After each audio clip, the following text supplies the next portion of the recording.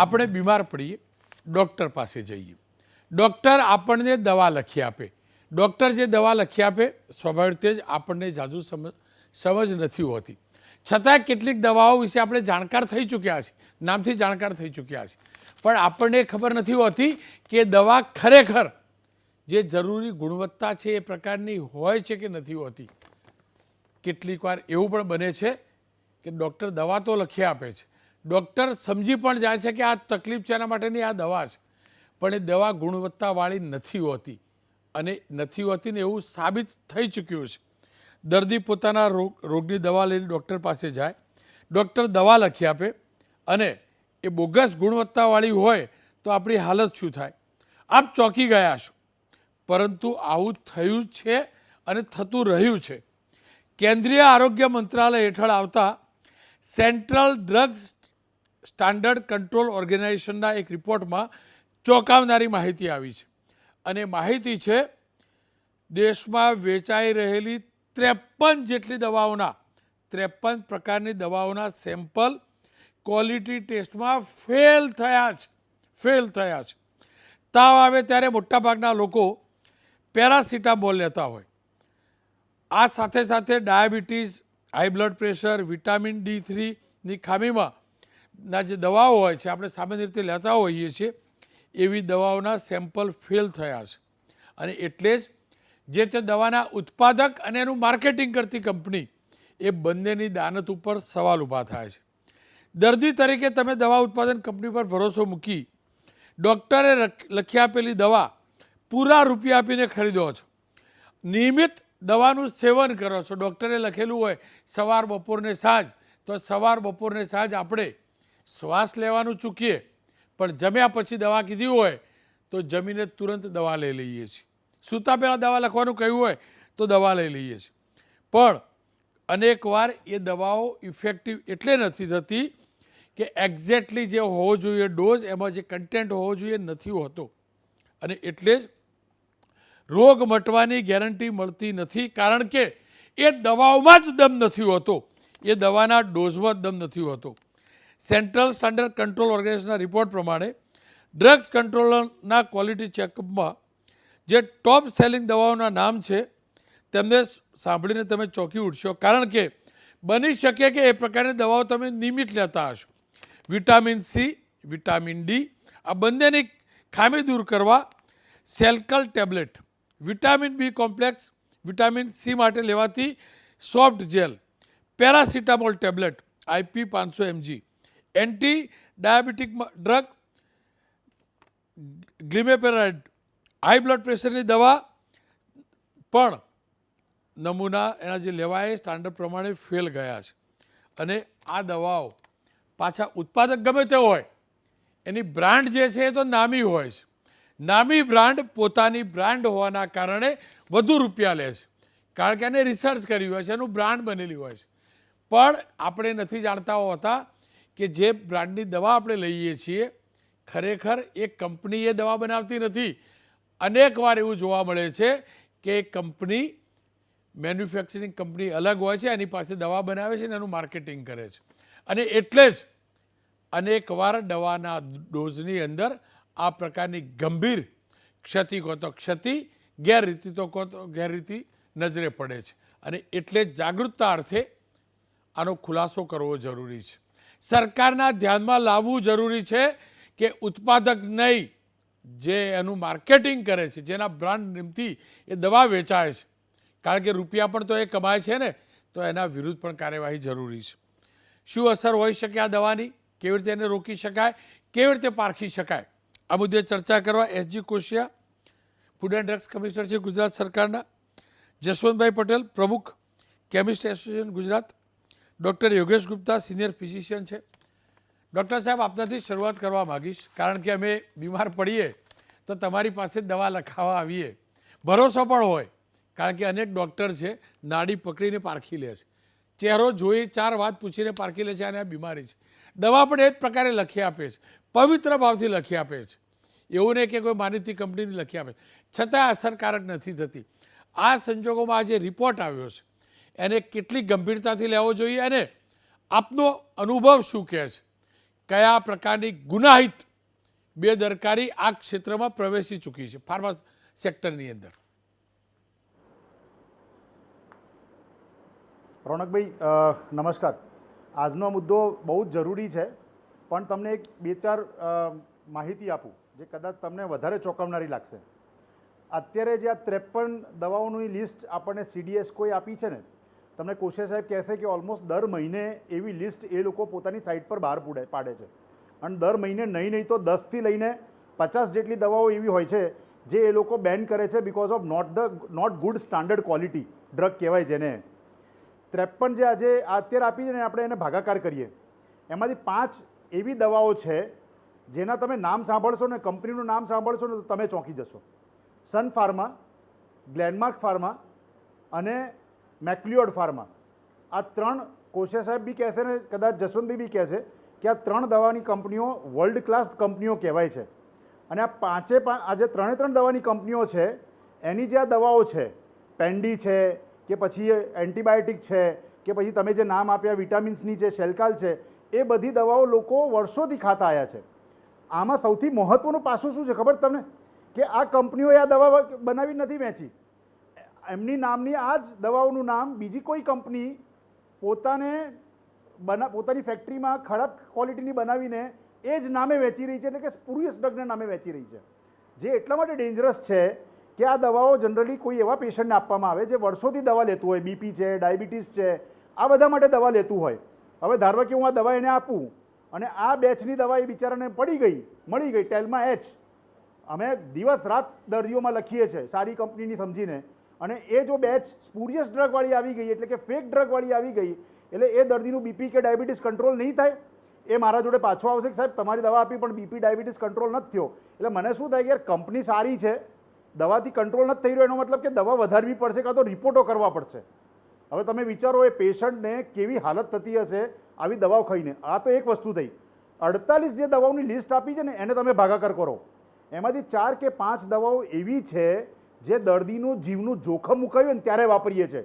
એમાંની એક એડ્રેનાલિન છે અને બીજી એટ્રોપિન છે. જે દર્દી મરવા પડ્યો હોય ને, જે ડેથથી ઝઝૂમતો હોય એને અમે આપીએ. હવે ધારો કે એમાં આ દવા આવી જાય, સ્ટાન્ડર્ડ ક્વોલિટીની ના હોય, અને હું એ દર્દીને બચાવવા માટે આ દવા આપું, તો તમે વિચારી શકો છો કે દર્દીનો જીવ તો ખબર નથી મને, પણ કેવી સાઈડ ઇફેક્ટ સાથે બિચારો આગળ વધશે, અને ડૉક્ટરને લાગશે કે મેં દવા આપી પણ ઇફેક્ટ જ નથી આવી રહી, એટલે વેન્ટિલેટર પર ચડી જાય.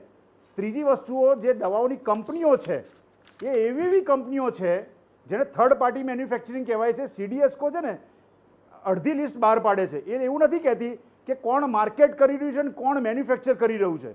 એ એક લિસ્ટમાં મૂકી દે છે કે આ કંપનીની દવા, પણ શું આ માર્કેટ કરનારી કઈ કંપની છે એ નથી લખતું. એ લખવું બહુ જરૂરી છે.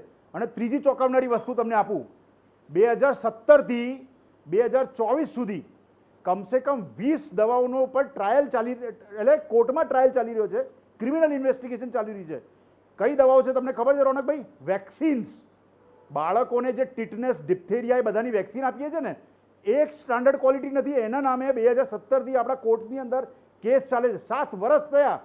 CDSK જોડે પુરાવો છે, CDSK જોડે દવાઓ છે, CDSK જોડે ડ્રગ લેબોરેટરીના ટેસ્ટ છે, CDSKને કઈ કંપની બનાવે છે એ નામ ખબર છે, પણ હજુ સુધી એ કંપનીઓ ઉપર કોઈ જાતની કાર્યવાહી થઈ શકી નથી. અને એ કંપનીઓ, મને 100% ખાતરી છે કે હજી પણ એ દવાઓ બનાવીને વેચતી હશે. આ તો થઈ આપણી અત્યારની હાલત. જે 2017નું મેં તમને ખાલી આંકડો આપ્યો, એટલે તમે જે કહો છો ને ચાલતી આવી છે, વર્ષોથી છાવરવામાં આવી રહ્યું છે. જ્યુડિશરીની અંદર અને પોલિસી મેકિંગમાં અકાઉન્ટેબિલિટીની નામે એક ઝીરો છે. કોશિયા સાહેબ જેવા સારા લોકોને જો આ લોકો સત્તા આપે ને, તો એ લોકો જે લોકોને પકડે છે ને એ લોકોની ફેક્ટરીઓ બંધ કરી શકે એ લોકો. પણ પોલિસી મેકિંગના નામે આપણા જોડે એવા કાનૂન નથી. આપણે આવી ફેક્ટરીઓને, કેમ કે લોકોનું બેરોજગાર થઈ જશે, કંપની બંધ થઈ જશે, ઇકોનોમી પર હટ થશે એવું માનીને આપણે એમને છોડી દઈએ છીએ. પણ દર્દી એની હાલત કેવી થતી હશે ને એ આ પોલિસી મેકર્સ હવે વિચારવું પડશે. પોઈઝન ઇન મેડિસિન નહીં ચલાવી લેવામાં આવે. સ્ટાન્ડર્ડ ક્વોલિટી નથી. એ પુરવાર થયું હોય, એના ગાઈડલાઇન્સને ધારાધોરણ પ્રમાણે પુરવાર થયું હોય તો આ સમય પાકી ગયો છે ક્રિમિનલ ઇન્વેસ્ટિગેશન કરીને જલ્દીથી જલ્દી સજા કરવાનો. ડૉક્ટર સાહેબ જોડાયેલા રહેજો, કારણ કે મેં કોશિયા સાહેબ સાથે વાત કરી છે એ પણ સાંભળીશું.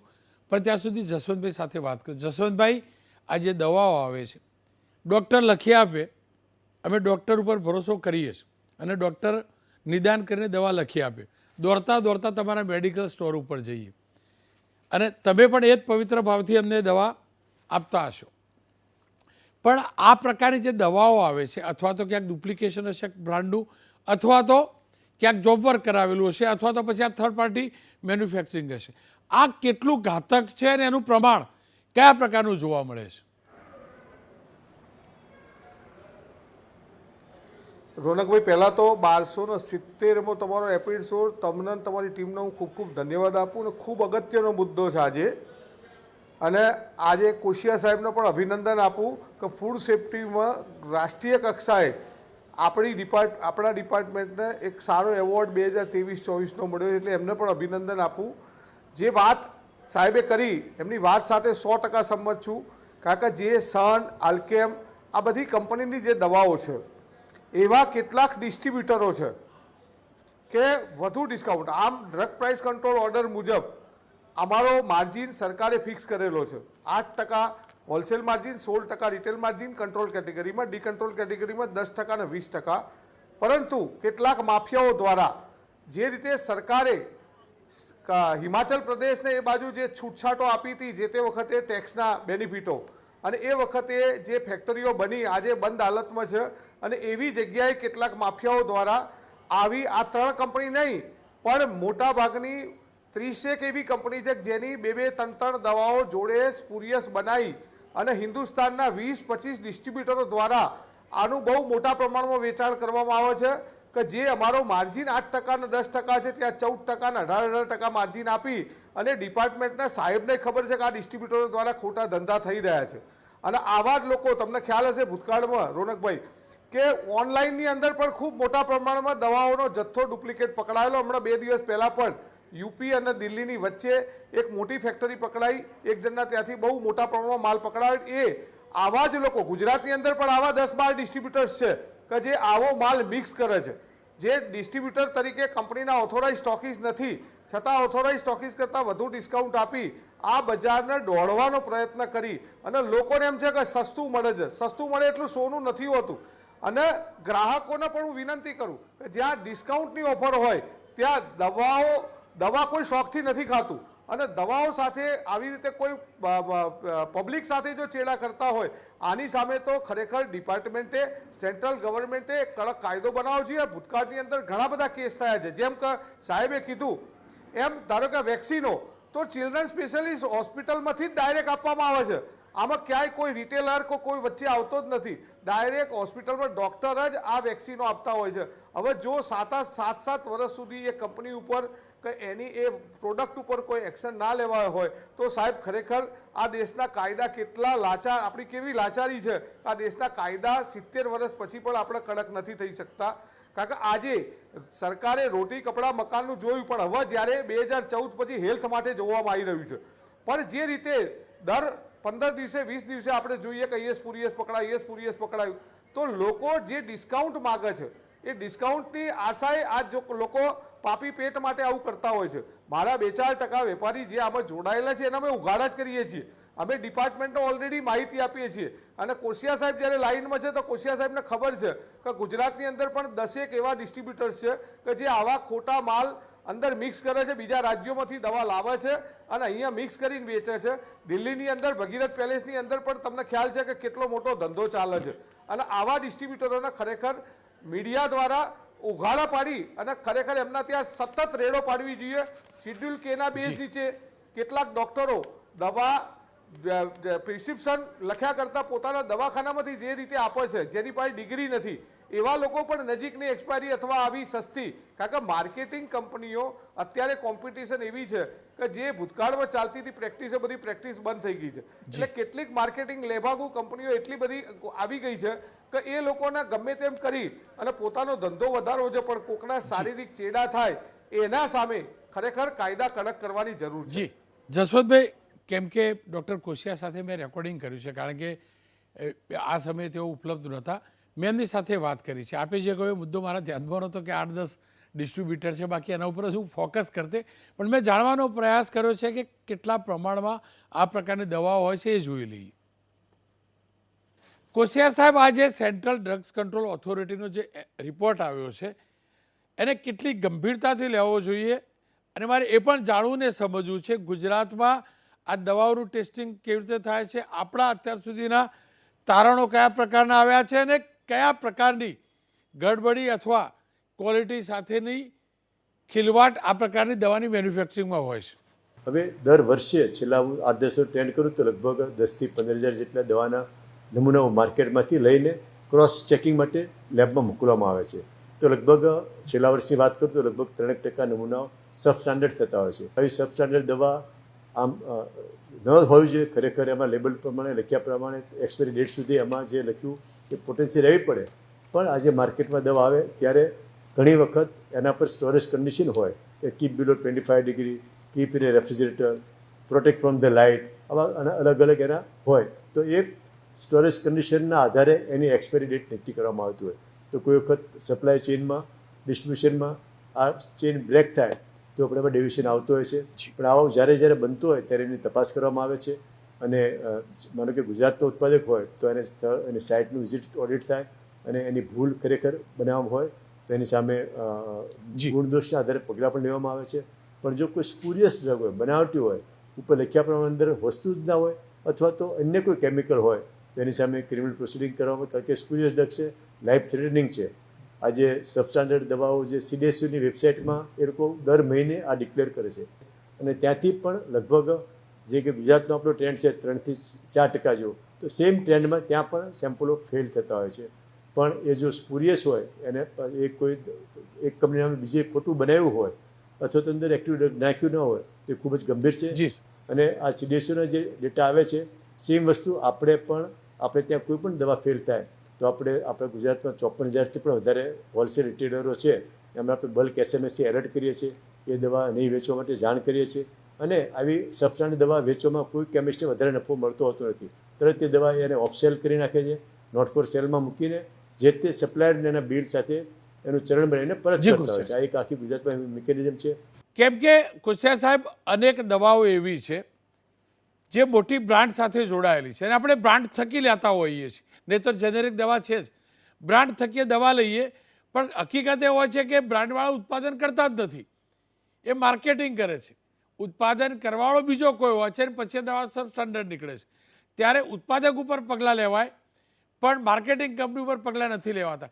કેટલું જરૂરી છે માર્કેટિંગ કરનારી કંપનીને પણ એના માટે રિસ્પોન્સિબલ ગણવું? તો આજે આપનો એકદમ વ્યાજબી પ્રશ્ન છે.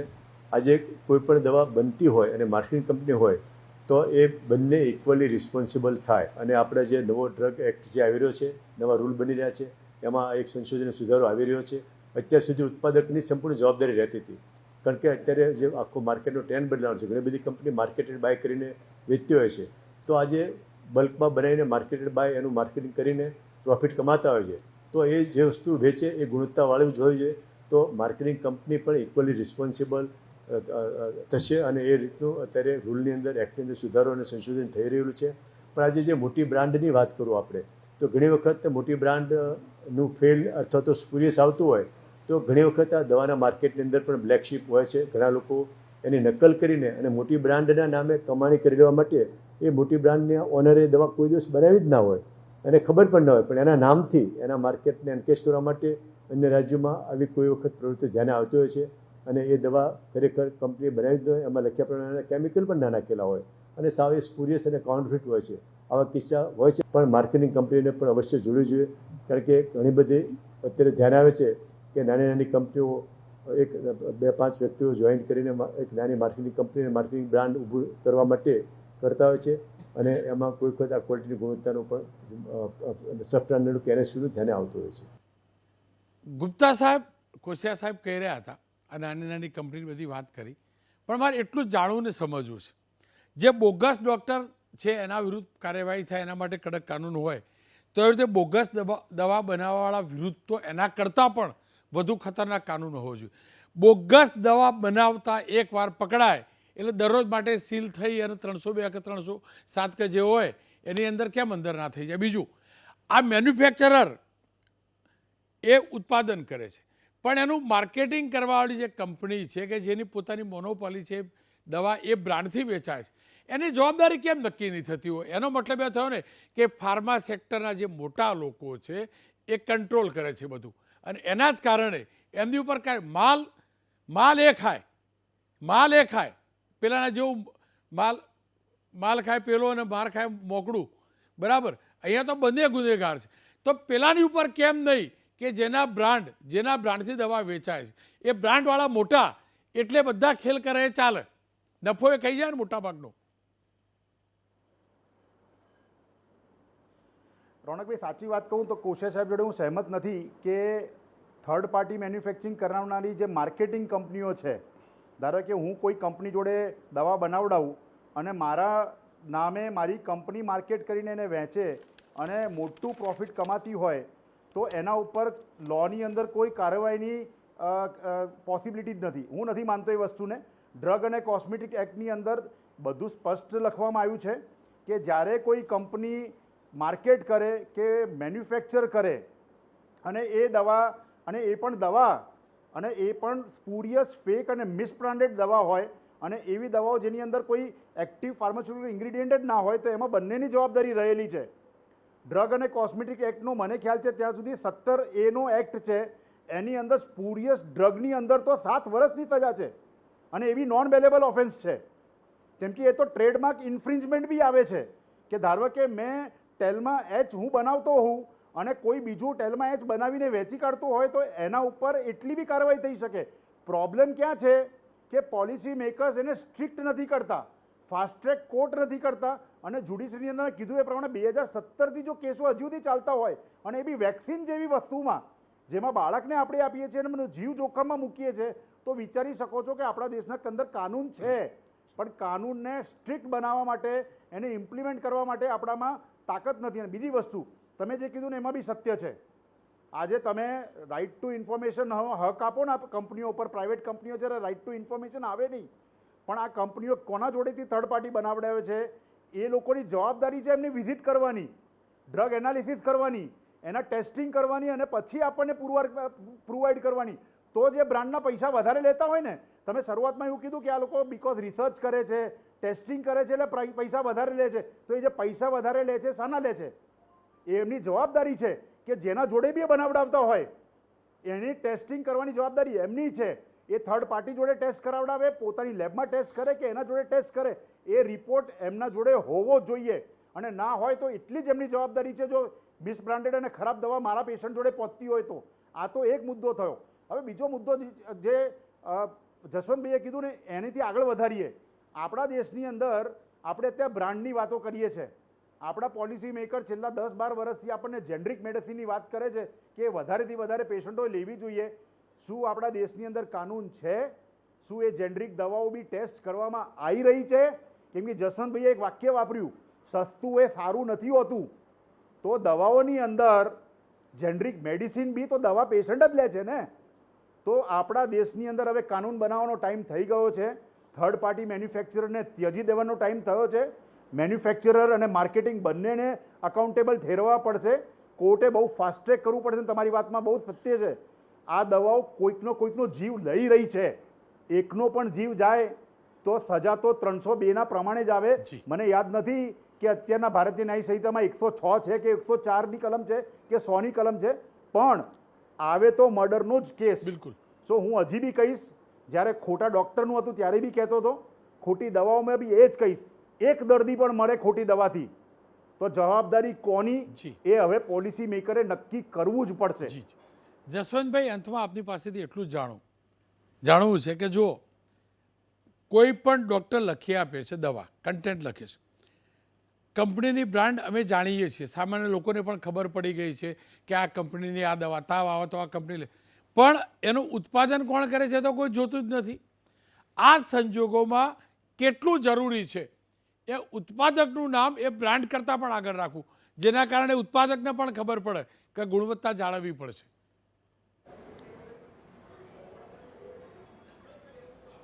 આમાં ઓલરેડી દવા ઉપર મેન્યુફેક્ચરિંગનું માર્કેટિંગનું બંનેનું નામ હોય છે સાહેબ. પણ મેં જેમ કીધું એમ એક સર્જિકલ સ્ટ્રાઇકની જરૂર છે. યા કોઈ બહુ મોટી એજન્સી, CBI જેવી એજન્સીને આમાં ખરેખર તપાસ કરવાની જરૂર છે કે એટલા બધા માફિયા લોકો કેટલીક જે મલ્ટીનેશનલ કંપનીઓ છે એના નામે દવાઓ લઈ અને કેટલાક ડિસ્ટ્રીબ્યુટરો દ્વારા મિક્સ કરે છે ને, તો એમાં એક સર્જિકલ સ્ટ્રાઇકની જરૂર છે જી. સાહેબ. કારણ કે હેલ્થ સાથે જે ચેડા થાય, આજે કોઈ પણ મલ્ટીવિટામિન દવા બી લેવાનો શોખ નથી થતો. ડૉક્ટરની સલાહ મુજબ જ્યારે ડૉક્ટર કંઈક કહે છે એ મુજબ દવા લેતો હોય છે, અને એની અંદર જ્યારે આ થતું, અત્યાર સુધીમાં કેટલા બધા કેસ થયા, પણ મને નથી લાગતું કે કોઈના હજુ સુધી કોઈ મેન્યુફેક્ચરને કે માર્કેટિંગ કંપનીને સજા પડી હોય સાહેબ. એટલે ખબર નહીં, આ દેશના કાયદા ખૂબ લૂલા છે. નવો ડીપીસીઓ બની રહ્યો છે, પણ નવો ડીપીસીઓ બનશે અને ત્યાં સુધીમાં તો ઘણા બધા લોકો આજે આ સેમ્પલ ફેલ થયા તો એનો રિપોર્ટ ઓગસ્ટ મહિનાનો આજે ડિક્લેર થાય છે, બરાબર. તો ત્યાં સુધીમાં 70-80% તો દવા વેચાઈ ગઈ છે સાહેબ. બિલકુલ. અને આ જ લોકોના સમજ પેટમાં તો આ દવા ઓલરેડી જતી રહી છે. બિલકુલ. ખેર, ફરી એકવાર કહીશ, આ ક્ષેત્રમાં વધુ ગંભીર થવાની જરૂર છે, અને આ ક્ષેત્રમાં જે પણ માફિયા છે ને એમને અંદર કરવાની જરૂર છે. ફાર્માસ્યુટિકલના વ્યવસાય સાથે આપ આવો છો, મેડિકલ ક્ષેત્રના વ્યવસાય સાથે આવો છો, તો મહેરબાની કરીને આની પવિત્રતા જાળવજો. નફો ચોક્કસથી લો, દુનિયાભરનો નફો લો. મોંઘી દવા હશે, અમે કદાચ ડૉક્ટરને વિનંતી કરી ઓછા ટાઈમની લઈશું, સાજા થઈ જઈશું, પછી બંધ કરી દઈશું. પણ મહેરબાની કરીને અમને ફરજી કન્ટેન્ટવાળી દવા ન પધરાવશો.